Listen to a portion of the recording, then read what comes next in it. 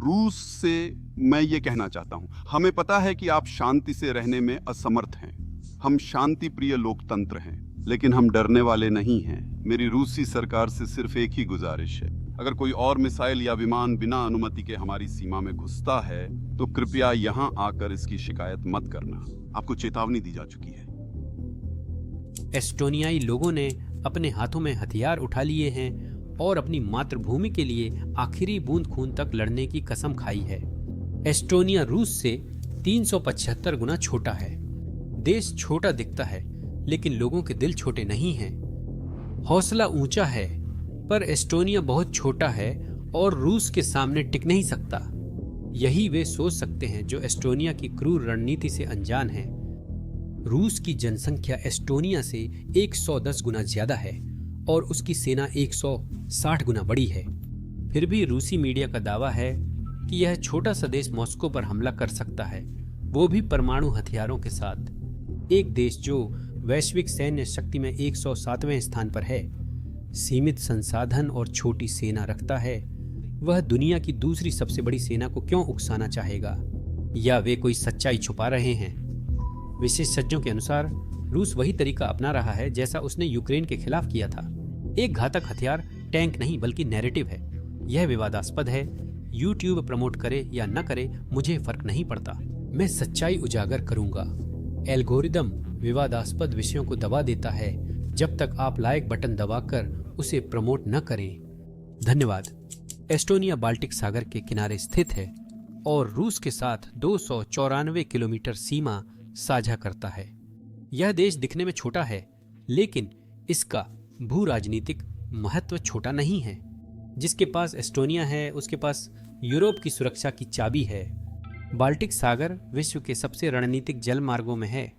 यह उत्तरी यूरोप को अटलांटिक महासागर से जोड़ता है और इसके चारों ओर शक्तिशाली देश Germany, Poland, Sweden, Finland, Latvia, Lithuania और रूस हैं। यहीं इस भू राजनीतिक तूफान के बीच एस्टोनिया स्थित है, छोटा लेकिन महत्वपूर्ण। इतना महत्वपूर्ण कि एक समय पर महाशक्तियां इस क्षेत्र में अपने हिस्से के लिए भूखे भेड़ियों की तरह टूट पड़ी थीं।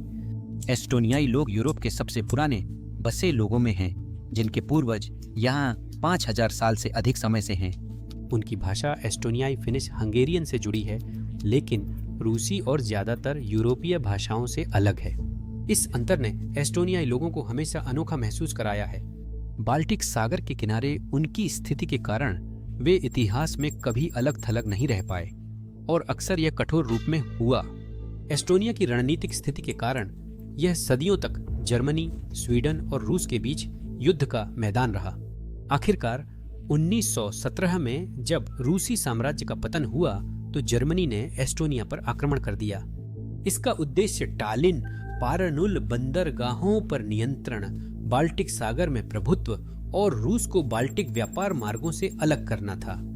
1918 में जर्मनी के हटने पर बोल्शेविक रूस ने एस्टोनिया दोबारा कब्जाने की कोशिश की। इससे एस्टोनियाई स्वतंत्रता युद्ध शुरू हुआ, जिसमें एस्टोनिया ने रेड आर्मी और जर्मन फ्राइकॉर्प्स के खिलाफ लड़ाई की। 1920 तक एस्टोनिया ने जीत हासिल कर ली थी और टाटू संधि के तहत अपनी स्वतंत्रता सुरक्षित कर ली थी। दुख है कि शांति ज्यादा देर नहीं रही। 1939 में नाजी जर्मनी और सोवियत संघ के बीच कुख्यात मोलोटोव-रिबेंट्रॉप संधि ने एस्टोनिया की किस्मत तय कर दी। 1940 में सोवियत संघ ने एस्टोनिया पर कब्जा किया। द्वितीय विश्व युद्ध में नाजी जर्मनी ने एस्टोनिया पर कब्जा कर उसे सैन्य अड्डों, श्रम शिविरों और होलोकॉस्ट अभियानों के लिए इस्तेमाल किया।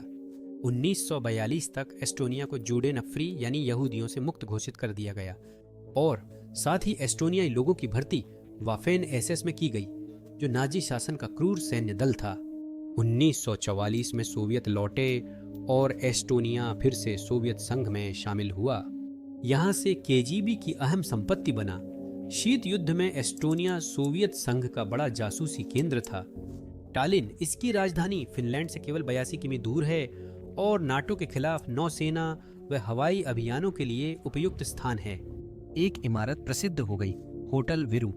1972 में सोवियतों द्वारा बनाई गई यह विदेशी राजनयिकों, पत्रकारों और व्यापारियों के लिए एक लग्जरी होटल थी, लेकिन इसकी चमकदार बाहरी दिखावट के पीछे यह केजीबी का अड्डा था। 23वीं मंजिल पर एक गुप्त रेडियो रूम था जो नक्शों में नहीं था। कमरों में सुनने के उपकरण लगे थे। वेटर, रिसेप्शनिस्ट और सफाई कर्मचारी भी केजीबी एजेंट थे। हर विदेशी मेहमान पर नजर रखी जाती थी। वह होटल आज भी है। अब इसका नाम ओरिजिनल सोकोस होटल विरु है। इसकी सबसे ऊपरी मंजिल पर केजीबी म्यूजियम है जहां जासूसी उपकरण और गुप्त दफ्तर देखे जा सकते हैं। 1991 में सोवियत संघ के पतन के बाद एस्टोनिया ने स्वतंत्रता पाई। रूस के लिए यह बड़ी रणनीतिक हार थी। अचानक मॉस्को ने बाल्टिक बंदरगाहों और एक सैन्य अड्डे का नियंत्रण खो दिया। 2004 तक एस्टोनिया ने लातविया व लिथुआनिया संघ, यूरोपीय संघ और नाटो की सदस्यता ली, जिसका रूस ने विरोध किया। लेकिन यहाँ मुख्य सवाल है, रूस ने एस्टोनिया पर हमला क्यों नहीं किया उस समय? तब भी उसके पास काफी ताकत और बड़ी सेना थी। असल वजह जनसांख्यिकी है। एस्टोनिया की 59% आबादी जातीय एस्टोनियाई है जो रूसी नहीं बोलते या मानते। केवल लगभग 25% लोग रूसी मूल के हैं। अगर मॉस्को ने आक्रमण करने की कोशिश की होती तो स्थानीय आबादी उनके खिलाफ हो जाती, जिससे भारी अशांति के बिना नियंत्रण स्थापित करना असंभव हो जाता। रूस के लिए एस्टोनिया तभी मूल्यवान है जब वहां स्थानीय समर्थन हो जो वहां नहीं है। लेकिन एस्टोनिया के नाटो का हिस्सा बनने के बाद भी रूस ने इस छोटे से बाल्टिक देश में अपनी रुचि कभी नहीं खोई। मॉस्को बस समय का इंतजार कर रहा था। फिर आया 2022 जब रूस ने यूक्रेन पर पूरी तरह से हमला कर दिया तो इसने पूरे यूरोप में हलचल मचा दी। एस्टोनिया के लिए यह एक चेतावनी थी जिसने पुराने घाव फिर ताजा कर दिए। अगर यह संघर्ष बढ़ता है और रूस और यूरोप सीधे युद्ध में उलझ जाते हैं तो एस्टोनिया एक बार फिर से युद्ध का मैदान बन जाएगा, जैसे कि यह प्रथम और द्वितीय विश्व युद्ध में था। क्यों? क्योंकि बाल्टिक सागर की वजह से एस्टोनिया को बड़ी बढ़त है। यह नक्शा देखिए। रूस के पास कुल समुद्री तट सिर्फ 512 किलोमीटर यानी लगभग 320 मील है। यहीं पर जिसमें सेंट पीटर्सबर्ग और कालिनिनग्राद ओब्लास्ट शामिल हैं। इसमें से ज्यादातर हिस्सा सीधा और सीमित है, जिससे मॉस्को को खुले समुद्र तक बहुत कम पहुंच मिलती है। फिनलैंड की खाड़ी रूस का उत्तरी यूरोप के लिए मुख्य समुद्री द्वार और क्रोनस्टाट सेंट पीटर्सबर्ग के पास बाल्टिक फ्लीट का मुख्यालय है। कालिनिनग्राद मुख्य भूमि से अलग। रूस यहाँ पर भारी सैन्यकरण किया हुआ है, जहाँ इस्कंदर मिसाइलें और S-400 एयर डिफेंस सिस्टम सीधे नाटो सदस्य पोलैंड और लिथुआनिया की सीमा से लगे हुए हैं, जिससे यह यूरोप के सबसे किलेबंद क्षेत्रों में से एक बन जाता है। उन्नत हथियारों और शक्तिशाली बेड़े के बावजूद रूस को बाल्टिक सागर में कड़ी सच्चाई का सामना करना पड़ता है। वह यहाँ स्वतंत्र नहीं है। बाल्टिक एक चौका पॉइंट है जिससे रूस दोनों तरफ से फंसा रहता है।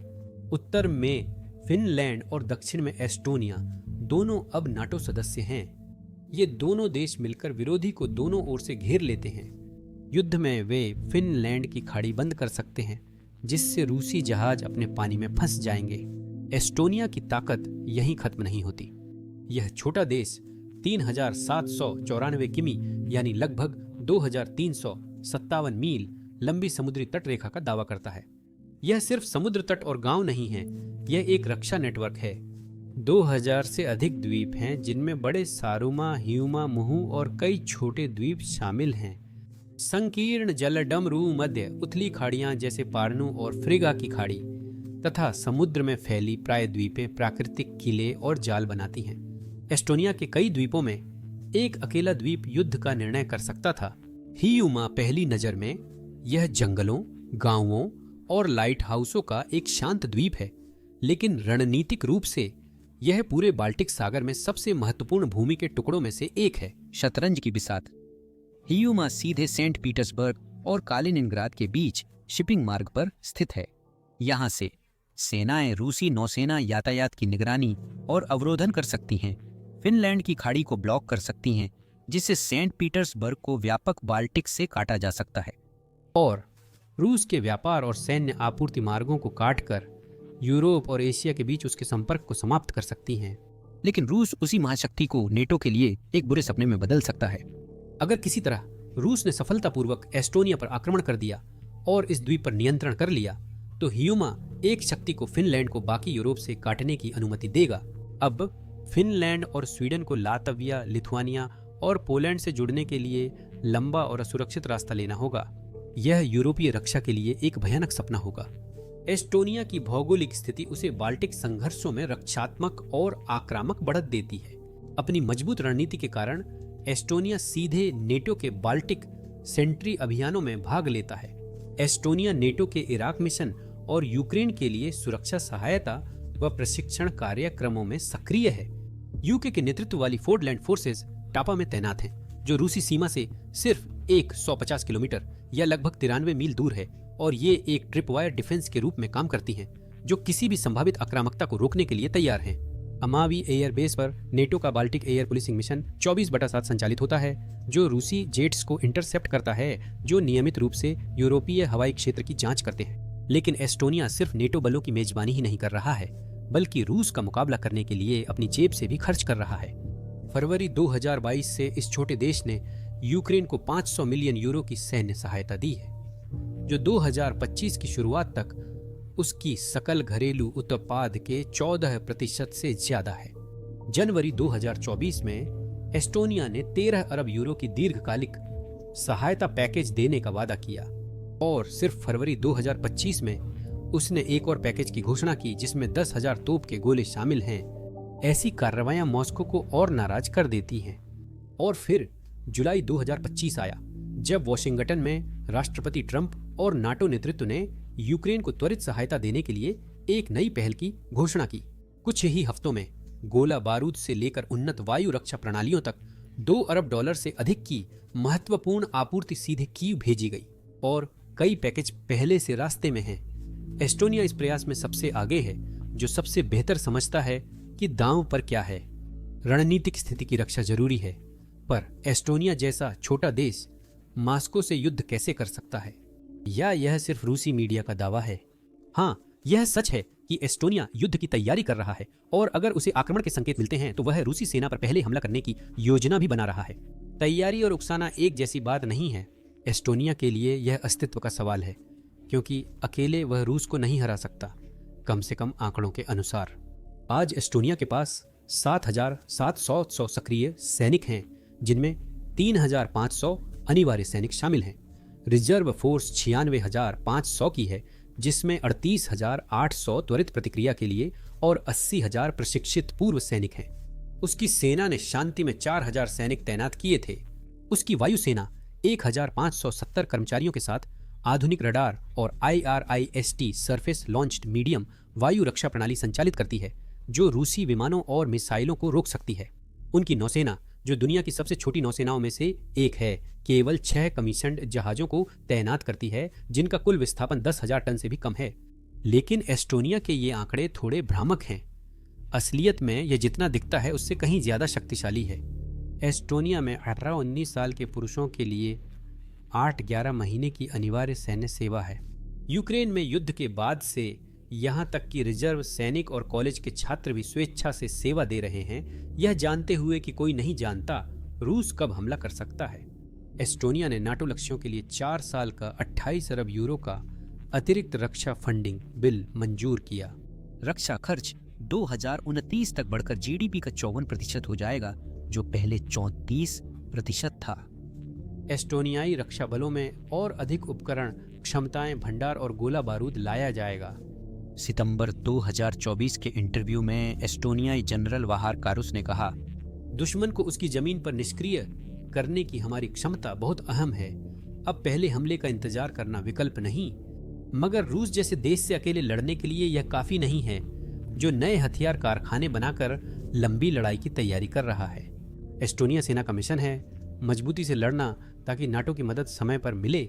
रूस के यूक्रेन पर हमले से पहले एस्टोनिया का सिद्धांत था कि वह 10 दिन तक आक्रमणकारियों को रोके और नाटो पर निर्भर रहे। अब रूसी क्षेत्र पर हमला करने की रणनीति को गंभीरता से लिया जा रहा है, जो रणनीतिक सोच में बड़ा बदलाव है। युद्ध अभ्यासों से पता चलता है कि रूस के हमले पर एस्टोनिया की छोटी सेना के कारण उसे 48 घंटे में कब्जा किया जा सकता है। एस्टोनिया का भविष्य तुरंत नाटो की विश्वसनीयता से जुड़ जाता है। अगर गठबंधन एस्टोनिया की रक्षा नहीं कर सका तो अनुच्छेद 5 बेकार होगा, और मॉस्को ये पहले से जानता है। फिनलैंड और स्वीडन की तटस्थता से नाटो को चुनौती मिली, जिससे एस्टोनिया को बचाना जोखिम भरा था। समुद्र में सेनाओं को कालिनिनग्राद से होकर जाना होता, जो एंटीशिप मिसाइलों से सुरक्षित है। जमीन के रास्ते पोलैंड से लिथुआनिया होते हुए कोई भी बचाव अभियान सोवोलकी की गैप से होकर गुजरता, जो 70 किलोमीटर या 44 मील लंबा गलियारा है और तोपखाने की गोलाबारी के लिए बेहद संवेदनशील है। नाटो ने इस समस्या का समझदारी से समाधान निकाला। रूस को उकसाए बिना रोकथाम बनाए रखने के लिए नाटो ने शुरू में ट्रिपवायर फोर्सेस लागू की, जिनके छोटे छोटे दल बाल्टिक देशों के आसपास तैनात किए गए थे। तर्क साफ था, रूसी हमले पर नाटो सैनिकों की मौत से गठबंधन जवाब देने को मजबूर होता और संघर्ष बढ़ता। यह जानबूझकर बनाई गई कमजोरी एस्टोनिया की ढाल बन गई, जिससे वह रूसी आक्रामकता के खिलाफ एक अग्रिम पंक्ति की रोकथाम बन गया। बाल्टिक क्षेत्र में रूस को सबसे ज्यादा एक चीज की जरूरत है, समुद्र तक रणनीतिक पहुंच, और वह एस्टोनिया के बिना असंभव है। पुतिन वास्तव में एस्टोनिया पर हमला करें या नहीं, मॉस्को की रणनीति स्पष्ट है। नाटो को भ्रमित करो, डर और संदेह पैदा करो, पश्चिमी नेताओं को रूस की अगली चाल के डर से बातचीत के लिए मजबूर करो। नाटो को भड़काने के लिए रूस ने टैंकों की बजाय नक्शों से नया मोर्चा खोला। 18 जून 2025 को क्रेमलिन ने एक नाटकीय कदम उठाया, जिसने पूरे यूरोप में हलचल मचा दी। मॉस्को ने डिक्री 914 के तहत बाल्टिक सागर में नई समुद्री बेसलाइन अपनाई। सरल शब्दों में कहें तो मॉस्को ने यह नियम फिर से तय कर दिए हैं कि विदेशी जहाज उसकी तटरेखा के पास, खासकर फिनलैंड की पूर्वी खाड़ी में, कहां आ जा सकते हैं और कहां नहीं। इस डिक्री में नई सीधी बेसलाइन का दावा है, जिससे रूस के आंतरिक जल की परिभाषा बदलती है और विदेशी पहुंच पर कड़ी पाबंदी लगती है।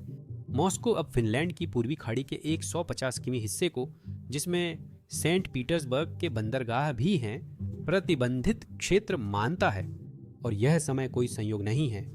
फिनलैंड और स्वीडन के नाटो में आने से बाल्टिक सागर अब लगभग पूरी तरह नाटो देशों से घिर गया है।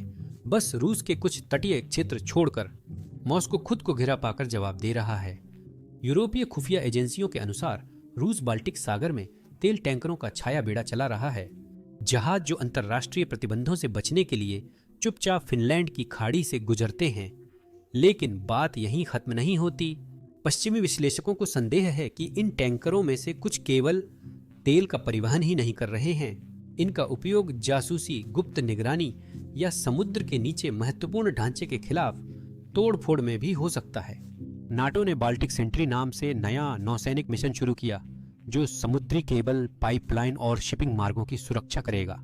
सैन्य अभ्यास बढ़ रहे हैं। अमेरिका, ब्रिटेन, जर्मनी और पोलैंड के युद्धपोत अब लगातार बाल्टिक सागर में गश्त कर रहे हैं। इसका घातक परिणाम हो सकता है। इस छोटे इलाके में ज्यादा सैन्य जहाज इकट्ठा होने से नौसैनिक घटनाओं, टकरावों और गलती से हमले का खतरा बढ़ जाएगा। मौजूदा हालात में एक हमला भी बड़े संघर्ष में बदल सकता है। एस्टोनिया के लिए डिक्री 914 सब बदल देता है। नई सीमाएं एस्टोनिया रूस सीमा तक नार्वा की खाड़ी में खींची गई हैं, जिससे नाटो जहाज रूसी जलक क्षेत्र के करीब आ गए हैं। इसका मतलब है कि अब एस्टोनिया एक बढ़ते समुद्री टकराव की अग्रिम पंक्ति में है। महत्वपूर्ण शिपिंग मार्ग, द्वीप और नौसैनिक अड्डे, खासकर शिपिंग कॉरिडोर के बीच स्थित ह्यूमा द्वीप, अचानक सुर्खियों में हैं। जैसा कि मैंने पहले कहा, अगर रूस ह्यूमा पर नियंत्रण कर लेता है तो वह फिनलैंड और स्वीडन को यूरोप से काट सकता है और उन्हें नॉर्वेजियन सागर के जोखिम भरे समुद्री मार्गों का इस्तेमाल करना पड़ेगा।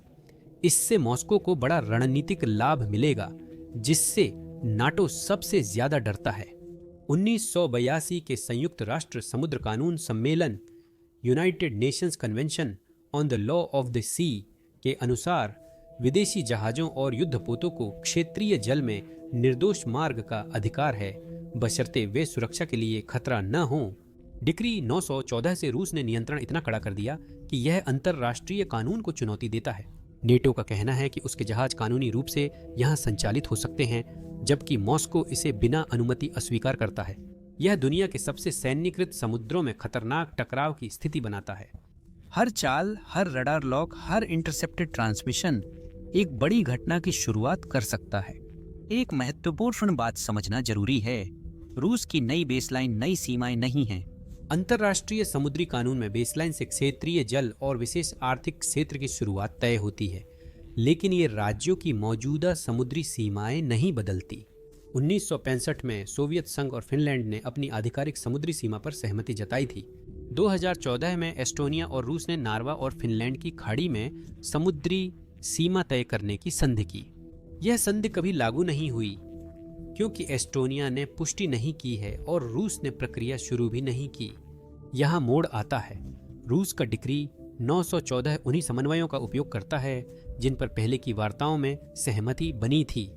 इससे यह संकेत मिलता है कि फिलहाल मॉस्को अपने और एस्टोनिया के बीच पहले से निर्धारित सीमा रेखा को चुनौती नहीं दे रहा है, लेकिन इससे स्थिति कम खतरनाक नहीं हो जाती। डिक्री 914 का एक मुख्य पहलू बाल्टिक सागर के रूसी सैन्य क्षेत्र कालिनिनग्राद से जुड़ा है।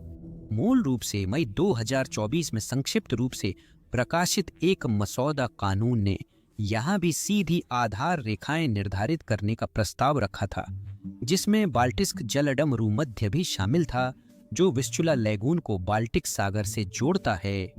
अगर मॉस्को ने उस योजना को आगे बढ़ाया होता तो उसने पोलैंड के जहाजों को रूस की अनुमति के बिना दक्षिणी लैगून में अपने ही बंदरगाहों तक स्वतंत्र रूप से पहुंचने से प्रभावी रूप से रोक दिया होता।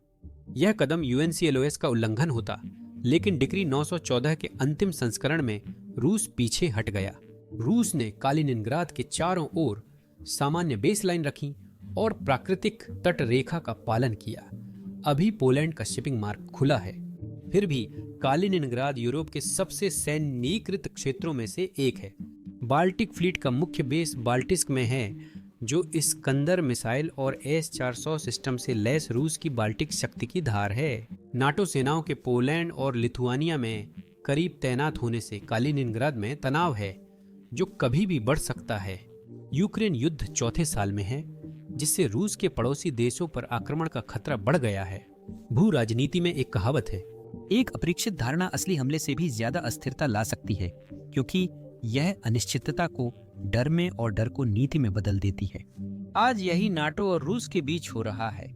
रूस के डर ने उसे यूक्रेन पहुंचाया और अब यही डर एस्टोनिया जैसे छोटे सीमावर्ती देशों को परमाणु सक्षम विमान और पश्चिमी हथियारों को अपनाने पर मजबूर कर रहा है। विडंबना यह है कि एस्टोनिया के लिए यह नया नहीं। शीत युद्ध में यह सोवियत संघ की प्रमुख परमाणु और सैन्य सुविधाओं का केंद्र था। सोवियत संघ का पहला परमाणु बम आंशिक रूप से एस्टोनिया के यूरेनियम से बना था।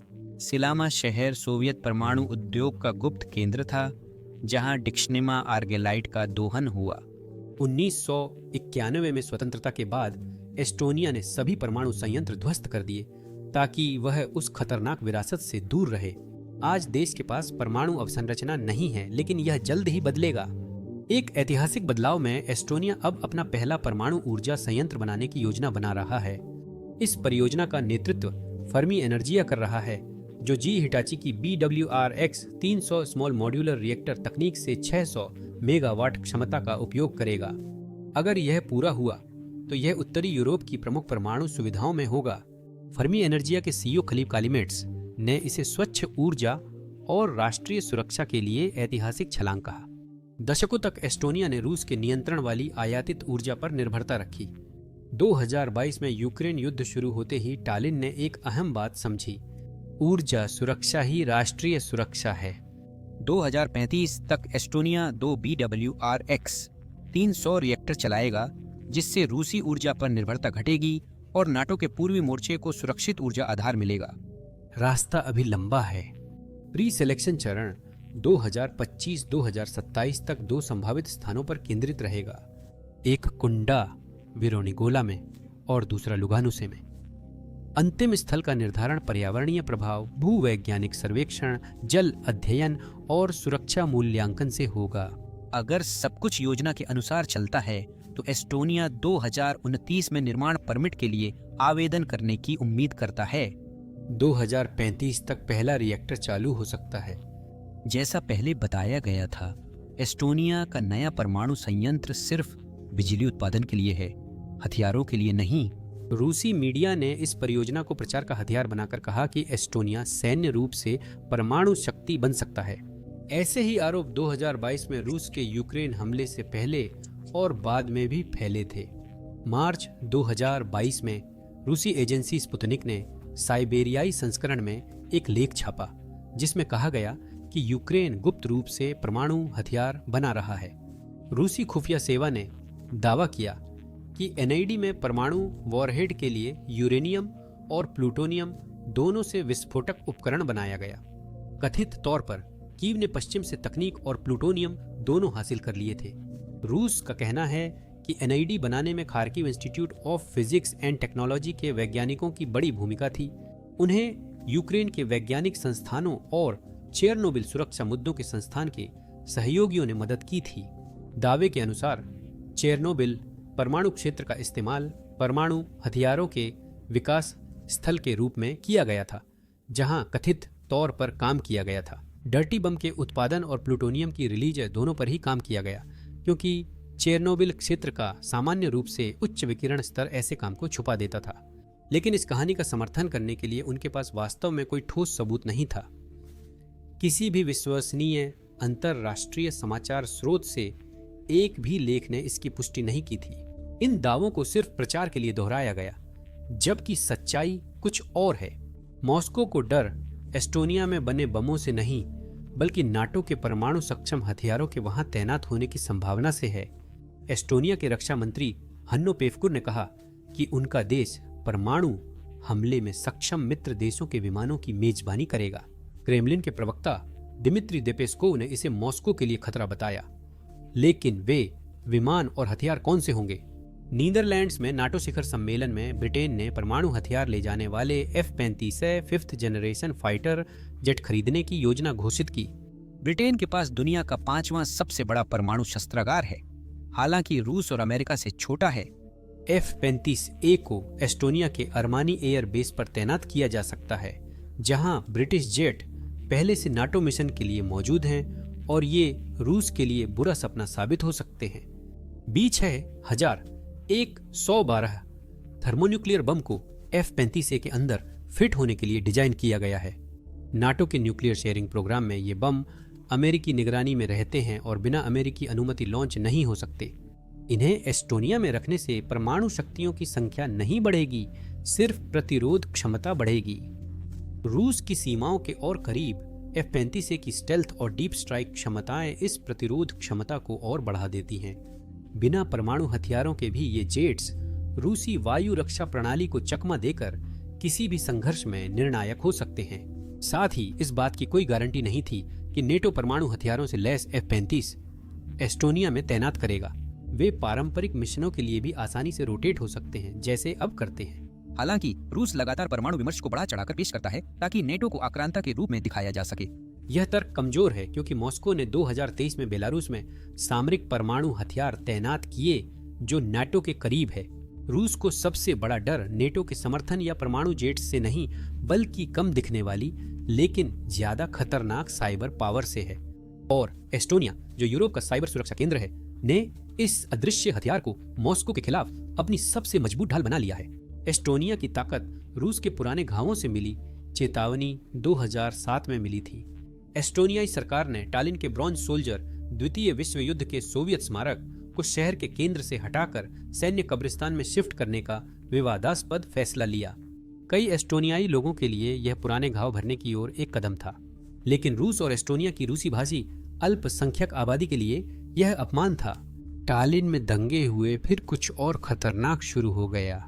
27 अप्रैल 2007 को पहली लहर आई और सरकारी वेबसाइटें अचानक क्रैश हो गईं। फिर बैंक ऑफलाइन हो गए, समाचार एजेंसियों ने अपडेट देना बंद कर दिया, यहाँ तक कि आपातकालीन सेवाओं को भी संवाद करने में मुश्किल होने लगी। यह सब योजनाबद्ध था।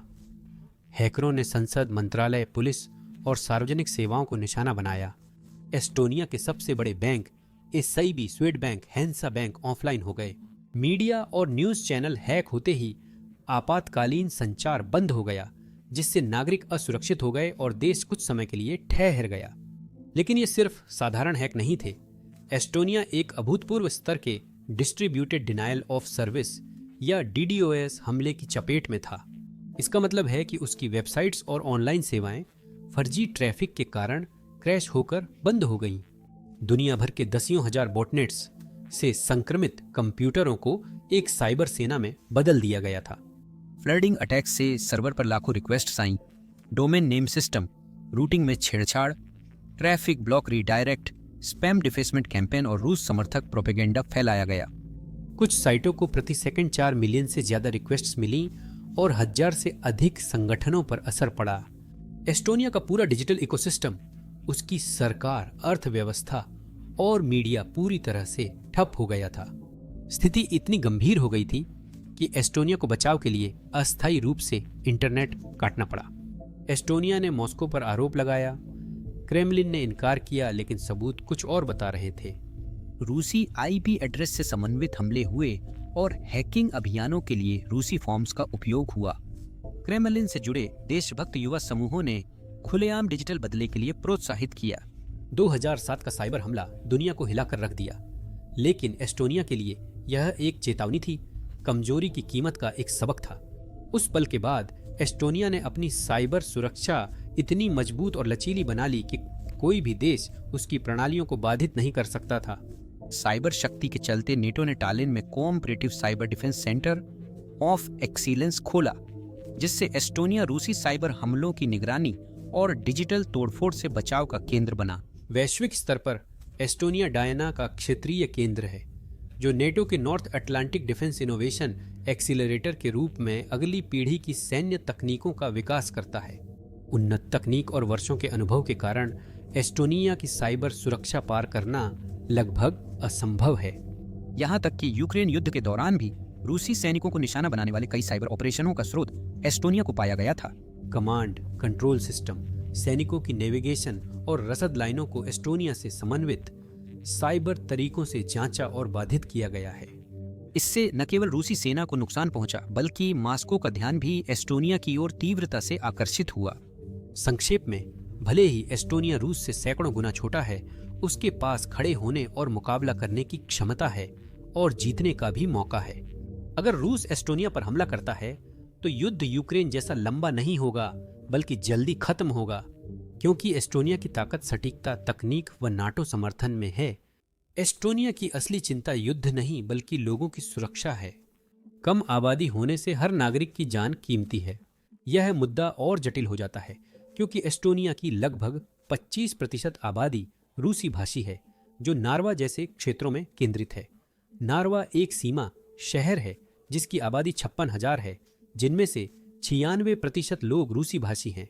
9 मई 2025 को रूस ने नार्वा के सामने विजय दिवस का एक कॉन्सर्ट आयोजित किया, जिसका उद्देश्य वहां की भारी रूसी भाषी आबादी को जानबूझकर लक्षित करना था।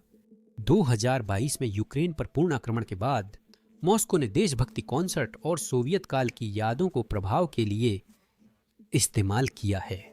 नदी के उस पार बड़े बड़े स्क्रीन हम याद करते हैं और धन्यवाद करते हैं जैसे बैनर और सोवियत सैनिकों की तस्वीरें लगाई गई थीं। यह एस्टोनिया को रूस से अलग करता है, जो यूरोपीय संघ और नाटो सदस्य है।